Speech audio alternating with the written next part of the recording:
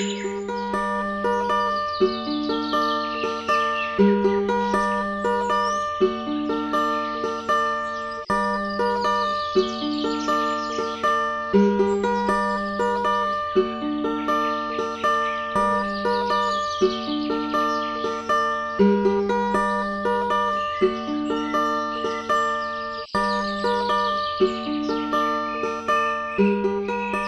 mío es Guillermo Castaño Arcila, y siempre digo el Arcila porque bueno, el castaño son los castaños históricamente fueron librepensadores, y entonces ya tenían el estigma, ellos llegaron de Sonsón medio echados por el carácter de librepensadores allá, los castaños, y los Arcilas de Aranzazu, Caldas. Y también llegaron echados de Aranzazu, mucho más dramático porque en Aranzazu nos echó el cura, pues, y con un documento que yo siempre he querido ponerlo en letra gótica para colgarlo en alguna parte, porque dice que nadie nos salude, que nadie nos hable, que nadie nos compre, que nadie nos venda. Entonces esos son la estirpe. ¿Quién soy? Un campesino. Y digo que campesino pobre porque si esto no es mío, esto es de una estructura, llamémosla más solidaria, que hace el interés por este ejercicio que se llama surcos comunitarios. Pero no es mío, pero siendo mío, pues una hectárea y un puchito. Entonces, la referencia que yo hago permanentemente es que sí, yo soy campesino, pero campesino pobre de la capa inferior, porque no hay más. Y aquí instalamos entonces, de aquí para abajo es la familia Castaño, hacia abajo, y aquí instalamos nosotros que quisimos llamar un conuco de crianza, desde hace 40 años, y aquí llegó el yacón, aquí llegó el sagú, el yacón que ahora funciona por todas partes, llegó a Guática, donde Teresita Pérez lo trajimos nosotros, y de Guática lo pasamos acá. Entonces ese es el espacio. Esto es un conuco de crianza, esto realmente no es una finca, es un conuco de crianza. Y lo que se hace aquí es criar semillas que ya se nos están perdiendo y que tenemos que evitar que se pierdan, ¿no es cierto? Porque son las que nos van a permitir la autonomía alimentaria, ¿no es cierto? Porque una cosa es la seguridad alimentaria, otra cosa es la soberanía alimentaria y otra cosa es la autonomía alimentaria. Y a mi lado está la compañera que se va a presentar porque uno de los oficios de surcos ha sido el de la propuesta agroecológica. Nosotros hemos estado trabajando en lo ambiental y en lo ambiental tuvimos un gran debate cuando dijimos que aire puro, aire limpio, agua pura, agua limpia, todo limpio y todo bonito, pero alimentos envenenados. Entonces nos pareció una contradicción, ¿no? Y había unos, pues llamemos pioneros, realmente esa denuncia de los alimentos envenenados. Uno era un compañero Patiño, profesor de la Universidad de Palmira, de la Universidad Nacional de Palmira, Mario Mejía Gutiérrez, una mujer valiosísima, Elsa Nibia, de la de Palmira también, Gloria Beltrán, otra mujer profesora de la del Tolima, compañera de Gonzalo Palomino. Entonces ellos estaban en la línea de denunciar los alimentos envenenados. Y entonces nosotros, un sector del movimiento ambiental popular, porque ya habíamos dicho que éramos del movimiento ambiental popular y que no estábamos con la Sociedad Colombiana de Ecología, porque el presidente de la Sociedad Colombiana de Ecología era Misael Pastrana Borrero, y la vicepresidenta era Gloria Valencia de Castaño, que tenía un programa que se llamaba Naturalia y eran los animales en la historia de Cartón Colombia. Entonces era una élite la que era de la Sociedad Colombiana de Ecología. Y nosotros estábamos entonces en la pelea contra la Redmar, una firma norteamericana camaronera, contra la Portland Forest, una firma que estaba explotando 200.000 hectáreas en el Pacífico Sur, hermano, de maderas, ¿no? Entonces, todas estas empresas, y Cartón Colombia, que ustedes lo vieron cuando entraron, los que nosotros, la tortura de nosotros históricamente ha sido Cartón de Colombia, pues también, multinacionales que estaban incidiendo. Y desde ya entonces la propuesta de convertir a los campesinos, de ser campesinos productores, a convertirlos en campesinos consumidores, a través de la famosa Revolución Verde, que era que le compraran los insumos, abrieron inclusive los almacenes. Antiguamente la federación y los comités simplemente compraban el café. A partir de una fecha para acá empezaron a abrir almacenes para vender insumos, ¿no es cierto? Y entonces ese entrampamiento que se le hizo a los campesinos de quitarle la condición de productores a la condición de consumidores, eso generó para nosotros, en ese momento histórico debíamos de tener otra posición. Entonces, es la época en que nosotros luchamos por la agroecología y surgió en la América Latina, por ventura, un movimiento agroecológico fuerte. En Colombia tuvimos los únicos que nos apoyaron fueron los curas jesuitas, en Buga, el Instituto Mayor Campesino, aunque fuera con un discurso religioso, ¿no es cierto?, de que lo que se estaba intentando acabar era la creación, ¿no es cierto?, y que al acabar con las plantas, las semillas y todo esto, era un atentado a la creación. Aún bajo esas condiciones dijimos listo y organizamos el CLADES, el Consorcio Latinoamericano de Agroecología y Desarrollo, y empezamos los cursos para agrónomos, veterinarios o tecnistas, cursos de agroecología, con el enfoque de la agroecología desde el punto de vista que la agroecología asume lo biofísico, lo histórico-cultural, lo socioeconómico y lo político-organizativo. Entonces, frente a eso fue que nosotros, la escuela de nosotros, asumió la agroecología. Y un componente era, bueno, con los agrónomos y con los veterinarios y todos ellos que fueron siendo consecuentes, pues simplemente asumían una propuesta académica para esa consecuencia. Pero entonces quedaban los campesinos.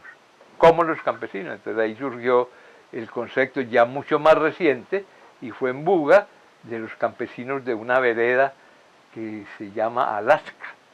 Y ahí creamos la primera escuela campesina de agroecología. Ellos la crearon y era entonces una escuela que recogía los saberes, y ya ahí se daba la relación entre los maestros del colegio, de ahí de Alaska, y los maestros de la escuela, porque no habían instituciones educativas, sino que las escuelas eran separadas de los colegios. Y entonces ahí surgió también que los profes de las escuelas se adhirieron a nosotros, y entonces colegio, institución educativa de bachillerato, escuela y campesinos de la zona empezamos a luchar por la propuesta de generar entonces los albergues, los conucos de crianza de semillas, todo lo que había.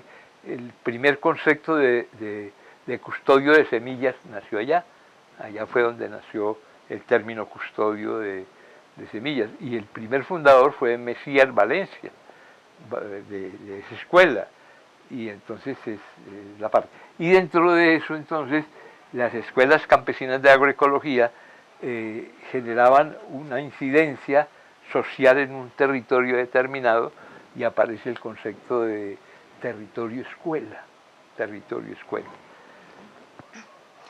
Y entonces aquí una escuela campesina de agroecología, Yanubá, Tucurumbí, porque son los dos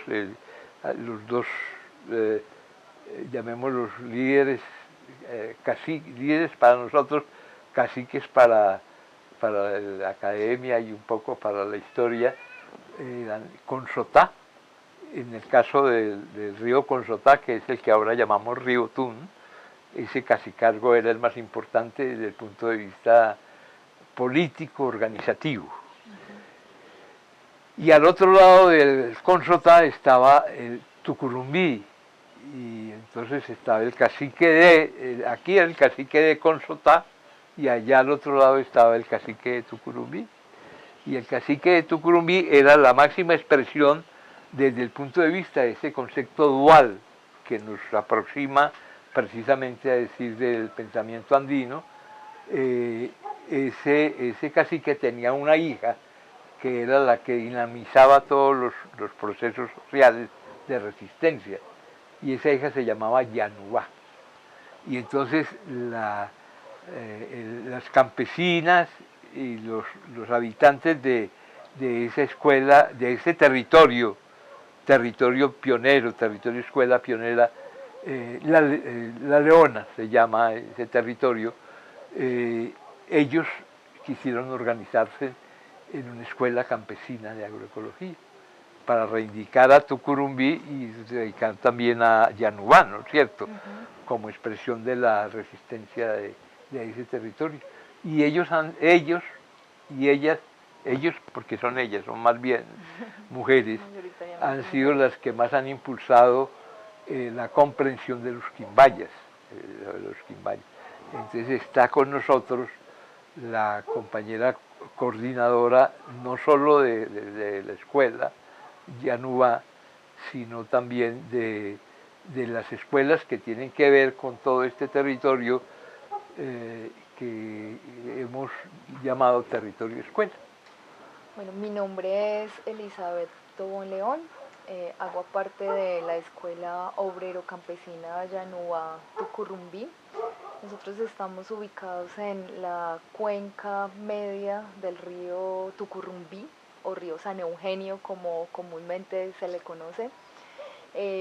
Pues el nombre de nuestra escuela hace alusión a los nombres del territorio que habitamos, el territorio Tucurumbí, y bueno, y a los cacicazgos que se dieron en ese territorio, que lideraron ese territorio. Tucurumbí era el cacicazgo, Yanubá también era una cacica, hija del cacique Tucurumbí. Y entonces para nosotros Yanubá Tucurumbí quiere decir que somos una escuela hija del territorio. Y bueno, venimos en este proceso que venía contando ahora Guillermo, digamos que somos de las escuelas más nuevas que aparecen en esta última década, y nuestra escuela obrero campesina, bueno, tiene esa particularidad frente a la unidad obrero campesina, ¿sí? Porque para nosotros es muy importante rescatar y revalorar no solamente los saberes, los conocimientos del campesinado, sino también de los obreros, y resaltar esa unidad porque nos parece vital pues para lo que es el desarrollo de la sociedad, ¿sí? Entonces los obreros son quienes transforman los alimentos, los campesinos quienes producen los alimentos, y después de del proceso de revolución verde, de todas las consecuencias nefastas que dejó la revolución verde en el campesinado, en la ruralidad colombiana, muchos campesinos y campesinas se vieron en la obligación de desplazarse hacia las ciudades porque tuvieron que adquirir obligaciones crediticias por todos estos paquetes de las certificaciones y que dejó la Revolución Verde, y se vieron desplazados y proletarizados, ¿sí? Entonces en nuestra escuela confluyen obreros y campesinos, y vemos que en los obreros está esa añoranza del campo, ¿sí? O que son campesinos y se reconocen como campesinos o campesinas, pero no tienen tierra. Bueno, ya estamos entrando a una etapa importante dentro del proyecto de Sembrando Saberes, y es lo que nos trajo hacia el maestro Guillermo Castaño, es por indagar por nuestras raíces y esos orígenes quimbayas. Esa trayectoria y lo que era este territorio y lo que es, porque no se ha perdido, si está vivo dentro de nosotros, y aquí estamos, y lo que no hemos perdido es la capacidad de verlo, pero ahí está. Entonces venimos buscando esa historia, sí, ese hilo de historia, y le entrego ese hilo para que usted comience a tejer y a hilar. Bueno, esa historia. Entonces aquí lo valioso es que son ellas las que están haciendo ese oficio. La escuela campesina, obrero campesina Llanúa Tucurumbí, ha estado trabajando en la línea de comprender los quimbayas, comprenderlos, pero para volverlos que los niños y las niñas campesinas sepan quiénes son. Porque aquí estamos en este territorio, parece ser, y no nos atreveríamos a decir, parece ser el más importante que tuvieran los quimbayas. ¿Por qué? Pues porque el máximo cacique que era Consotá era en este territorio, ¿no es cierto? Este río que ahora llamamos Otún era el río Consotá, y el cacicazgo de Consotá era el más importante desde el punto de vista como político organizativo, ¿no es cierto? Eso implica pues la actividad pues también de tipo militar que podía tener. Pero al frente de este territorio de acá, del lado de acá, estaba la otra parte de la dualidad andina que era la separación entre lo que era el poder político militar y lo que era el poder de la espiritualidad. Y entonces estaba allá en Tucurumbí, que era el cacique de Tucurumbí. Tucurumbí era Otacurumbí, le pueden decir de las dos maneras porque eso todavía está en discusión cómo era, pero era entonces como el Jaibana mayor, como usted lo quiera llamar, el chamán mayor, el curaca mayor, el que representaba la espiritualidad estaba allá. Entonces, lo que estamos hablando es de cómo en este territorio, tanto la parte que corresponde al lado de Consotá como la parte que corresponde al lado de Tacorrumbí, estaba la mayor actividad de los quimbayas. Por eso estamos hablando de que, por ejemplo, donde ustedes están, que es en la soledad, en todo en la parte donde se encontró el famoso tesoro quimbaya, ahí, pues para haber encontrado el tesoro quimbaya, ahí estaban los dueños del tesoro. Eso es muy lógico, no podemos decir que la mayor orfebrería que existe. Ahora, para desgracia de ellos y ventura de nosotros, hay fotografías de ese tesoro, ¿no es cierto? Entonces, muchas de las piezas que hay ahí y que nosotros hemos identificado, o ellas, porque ellas son las que muy puntualmente los sábados trabajan haciendo ese oficio, todos los sábados se reúnen a trabajar en la recuperación de saberes sobre los quimbayas, pues han logrado llegar a comprender cómo es posible que en ese tesoro y en otros sitios, por ejemplo como en el Banco de la República, en el Museo del Oro, hayan encontrado llanantines, ¿no es cierto?, figuras de la famosa figura de Tiahuanaco del hombre y la mujer dándose la espalda, y la serpiente, en este caso en los quimbayas, era en la parte alta, la serpiente que es la cocora es la serpiente, y que nos puede sonar a un vallecito que queda cerquita de Salento, ¿no es cierto? Entonces, ellas han estado trabajando sobre esa parte de los quimbayas. Nosotros estamos en este momentico precisamente tratando de consolidar la relación con el colegio para que hagamos eso,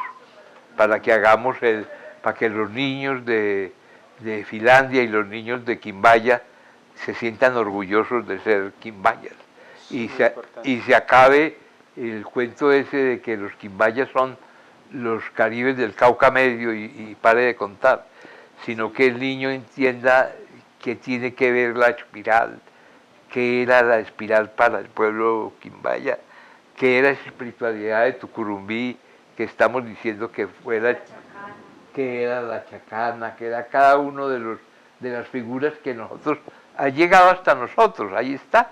Entonces, hacerlo. Es importante hacer esa distinción porque venimos de una construcción sociológica, académica, centrada en el eurocentrismo. En el eurocentrismo. Y parte del propósito de hacer una mirada andina amazónica Eso. es porque no hay una construcción de conocimiento que nos hable a nosotros, sino que nos contaron una historia Sí. que nos cuentan a nosotros y creamos una identidad de eso cuando hay un conocimiento que está ahí, que fue unos ancestros y unos antepasados que crearon unas formas de adaptación a este territorio, que era el territorio, pero es una historia no contada. Ajá. Entonces la importancia de hacer ese tipo de concepciones andino-amazónicas es porque nos volvemos más locales hacia nuestra identidad de lo que tenemos más próximo, Eso. de nuestro vecino, cómo nos identificamos con él, crea unas relaciones colectivas de mucho más allá del eurocentral y buscando que haya una reivindicación de lo que somos, Claro. una revalorización de lo que somos. De lo que somos. Hay una cosa que es vital y pensamos nosotros en lo que se lleva muchas veces al niño y la niña campesina, ¿no es cierto? Al estímulo de lo que puede llamarse competencia, ¿no es cierto? Cuando nosotros éramos exactamente lo contrario, cuando el espíritu de nosotros era el espíritu de la reciprocidad, del otro, de que no podíamos ser sin el otro, y así pensaban los quimbayas. Ahora, el otro, la otra parte de la complementaria, que puedo hacer yo que le sirva al otro porque el otro no sabe hacerlo. Entonces, la reciprocidad y lo complementario, hasta ahora es lo que hemos encontrado en los quimbayas. Y esa fue la mayor agresión. Y la mayor invasión fue borrar esas dos cosas. Borrarlas. Y para borrarlas, y por eso pensamos nosotros, los muiscas los dejaron, los enúes los dejaron, los taironas los dejaron. Los quimbayas, a borrarlos. Dos grandes rebeliones hicieron los quimbayas que están referenciadas y escritas pues en texto, ¿no es cierto? Las dos grandes rebeliones quimbayas. ¿Y por qué? Y pues porque es que usted no encuentra otra representación de poder y espiritualidad igual a la representación de los quimbayas. La conexión andina. La conexión andina. Y entonces ese elemento es el que borraron, el que querían que no fuera, ¿no es cierto? Hay una estrategia política. Política para borrarlo. Claro que sí. Y entonces eso fue lo que hicieron. Y por eso los niños campesinos de toda esta zona no se sienten orgullosos de los quimbayas. Y por eso ustedes, donde ustedes están, me parece que, igual que aquí, que fue ese sitio donde se encontró con Sotá, con Tucurumbí, que es lo que estamos viendo ahora, así también allá tuvimos la posibilidad. Es que es claro, toda esta zona, aquí está Andio, el asentamiento de Andio, Andio que se nos antoja pensar Andio andino, diciendo Andio andino, tiene que ver con eso. Pachacué es una voz quechua. Pachacué es el encuentro del tiempo con el espacio, tiempo y espacio como una sola. Es el mismo concepto de la Pachamama. La Pachamama es el encuentro del tiempo y el espacio. Entonces, todo eso que era la base del pensamiento. Ellos dijeron que nosotros no teníamos ni lengua, ni nada, ni pensamiento. Ni pensamiento. Es decir, ellos nos trajeron el pensamiento así. Y nosotros éramos tan ignorantes que teníamos 60 lenguas. De los españoles aquí, a este territorio, aquí llegó Robledo, Belalcázar, Mendoza, fueron de los principales, llamemos, invasores, que llegaron, ¿no es cierto? Esos señores llegaron ¿a dónde? Llegaron a un territorio que era del virreinato del Perú, de la gobernación de Popayán, del virreinato del Perú. Y Popayán era la única gobernación española que tenía dos mares, que tenía el mar del sur, que era el Pacífico, y el mar del norte, porque Popayán llegaba hasta Urabá. Entonces ahí esa es la organización política que encontraron los españoles. Ahí encontraron también contradicciones que habían, claro. Por eso fue necesario después crear lo que conocimos como la Nueva Granada, ¿no es cierto? Como esa imagen que sirvió para como conciliar cosas. Pero indiscutiblemente las contradicciones tuvo que ver con el ejercicio del poder incaico.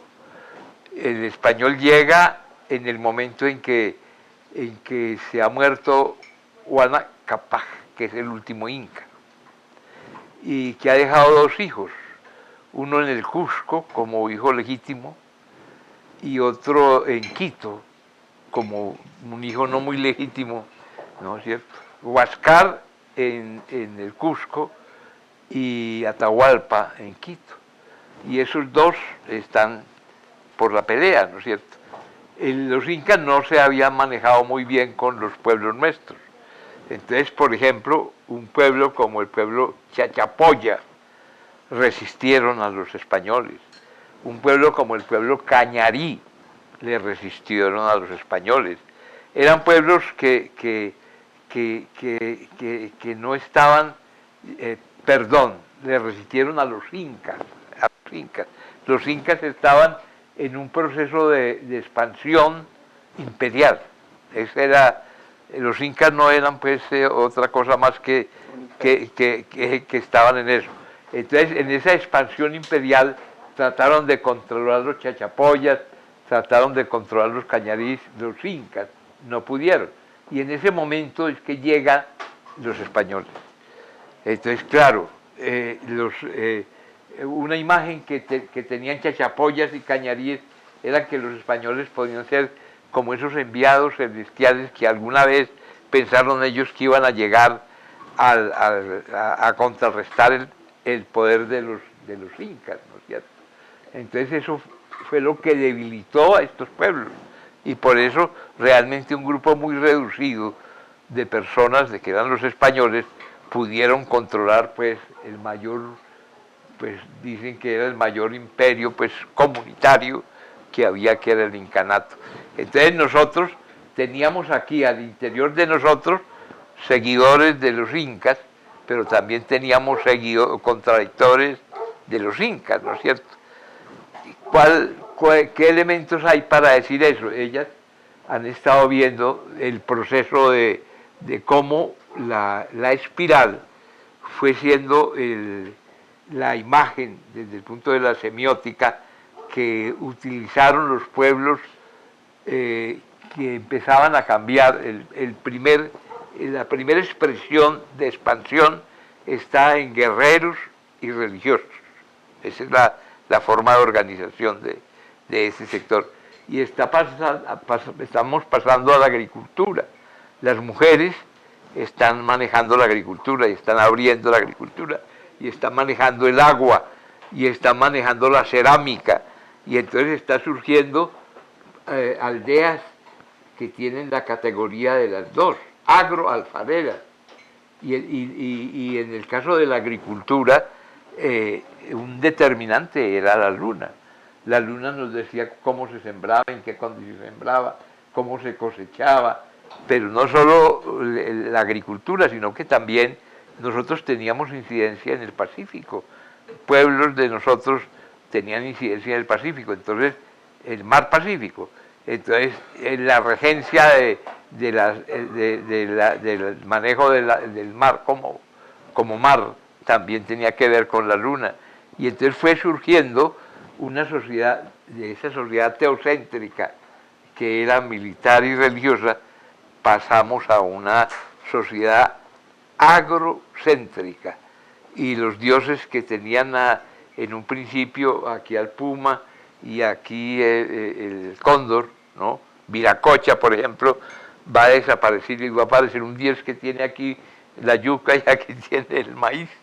Y alrededor, esos payares que ustedes vieron abajo, esos payares llenos de payares, esos dioses, ¿no es cierto? Los dioses que van apareciendo ahí. Entonces está surgiendo una nueva sociedad, ¿no es cierto?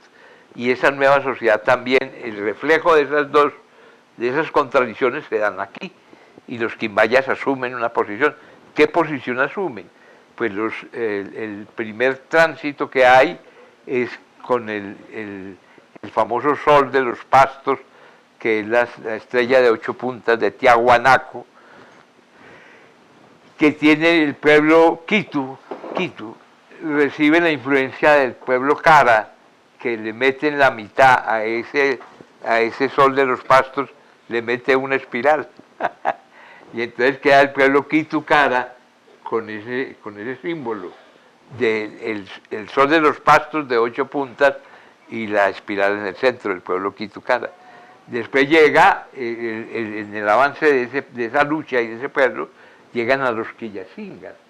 Los Quillacingas, Quilla es luna, y Singa es el espíritu de la luna. Esos son los Quillacingas.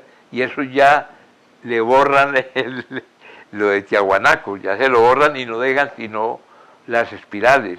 Y eso lo asumen los pastos. Lo que pasa es que sí se conservan las 8 puntas de Tiahuanaco, entonces se conservan las 8 espirales. Y eso es de los Quillacingas y de los pastos. El poporo. ¿Qué sector social maneja el poporo, hace el poporo? Usted ve el poporo es el vientre, ¿cierto? Y encima las 4 lunas. ¿Y la simbología que encierra todo el poporo? El poporo es eso. Es la matriz, es el sitio de origen. Y la otra parte es el reconocimiento ya a las lunaciones. El calendario lunar. Al calendario lunar. Y eso que está, rige la agricultura. eso nosotros, que rige la agricultura.